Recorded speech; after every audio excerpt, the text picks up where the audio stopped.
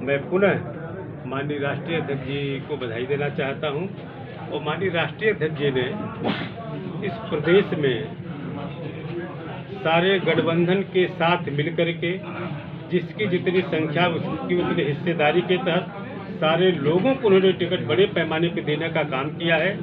यह विशेषाधिकार राष्ट्रीय अध्यक्ष को है। सरकार में किसको चुनाव लड़ाना है, किसको चुनाव के बाद समायोजित करना है, किन्हें सम्मान देना है, ये पूरा का पूरा समाजवादी पार्टी के राष्ट्रीय माननीय अखिलेश यादव जी कोई असंतोष नहीं मानते हैं आप? किसी प्रकार का कोई असंतोष नहीं है। पहली बार मैं तो जो भी जब वहाँ मोहम्मदाबाद कलंदर से मैं प्रवेश किया, जो भोईली गांव जहाँ से घोसी विधानसभा का शुभारंभ होता है, आप जाके देखे होते कि किस तरीके का तूफान लोगों में जोश था, जो उत्साह था माननीय अखिलेश यादव जी के नाम पर। मैं दावे से कहना सकता हूं किसी भी कार्यकर्ता में रंच मात का नहीं, जो निश्चित रूप से चाहते हैं जो गरीब की पीड़ा को लेकर के माननीय अखिलेश यादव जी के नेतृत्व में सरकार बना करके पुनः इस प्रदेश की बेहतरी विकास और नौजवान को रोजगार देने के लिए किसान के बेहतरी विकास का सपना उनके अंदर है, जिनके अंदर सोच है कि आने वाले दिन में पिछड़े दलित का आरक्षण को पूरी तरीके से सुरक्षित रखेंगे। उन सारे लोगों में उत्साह है, किसी प्रकार का संतोष कहीं नहीं है। आप पिछड़े समाज की बात किए थे, एक भी प्रश्न बता दीजिए। सदन में आपने आवाज उठाया था पिछड़े समाज की जी, सदन में आपने कितने सवाल उठाए थे पिछड़े समाज के?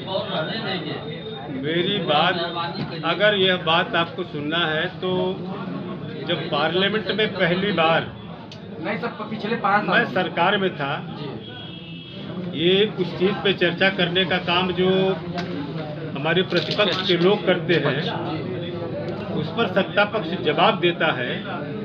लेकिन मैं इसलिए आपके याद के लिए कहना चाहता हूँ कि जब देश की राजनीति में पहली बार मुझे पार्लियामेंट में पहुंचने का जो मुझे मौका मिला, और उसकी कॉपी में शायद आप लोग कहेंगे तो मैं मीडिया को दे दूंगा, जो मेरी मेडन स्पीच थी, जो पहली जो मेरा भाषण था, मैं आपको दे दूंगा। जिस तरीके से मैंने तब भी कहा था इस प्रदेश में जो आज़ादी की 50वीं सालगिरह मनाई जा रही थी, और मैंने इस बात को भी कहा था, मैं आपको बता भी देता हूँ कि आज़ादी के 50 साल तक इस प्रदेश में रहने वाला गांव का गरीब जो अपनी पूछ और पहचान का मुहताज है, जिसे आज भी इंसान नहीं समझा जाता। मैंने उदाहरण दिया था कि जब मुसहर का बेटा जो पत्तल बनाता है, जिस पत्तल में सब लोग खाना खाते हैं, लेकिन मुसहर का बेटा खाने का नसीब नहीं उसको होता है, और जब पत्तल में बचे हुए रोटी को हम फेंकते हैं बाहर, तो जिस रोटी को लेने के लिए कुत्ता दौड़ता है, उसी रोटी के दौड़ने के लिए मुसहर का बेटा दौड़ता है। तो इंसान और जानवर में फर्क आ। उस समय पार्लियामेंट जो है राज्यसभा पूरी तरीके से 5 मिनट के लिए पूरी तरीके से शून्य हो गई थी।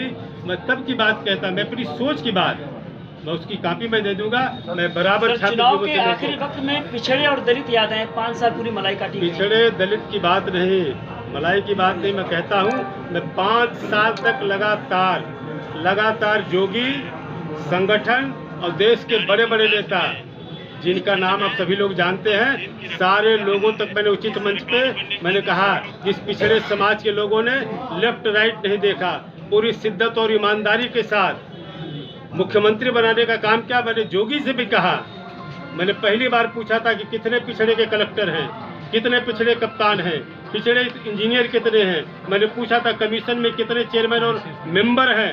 ये सारे लोग अब जोगी से जब पूछेंगे तब पता चलेगा। मैंने पूछा था कैबिनेट में, जब पिछड़े लोगों के पूरी तरीके से छात्रवृत्ति को बंद करके, क्षतिपूर्ति को बंद करके उन्हें शिक्षा से वंचित करने की जो साजिश चल रही थी, तब भी मैंने कैबिनेट पे सवाल उठाया था। ये वो लोग गवाह हैं, उनसे पूछेंगे तो बताएंगे। इन सारी चीजों से आजिज होकर के मैं नहीं, ऐसे तमाम सारे लोगों ने समर्थन। क्षेत्रीय बाहरी का काफी मुद्दा गर्म नजर आ रहा है।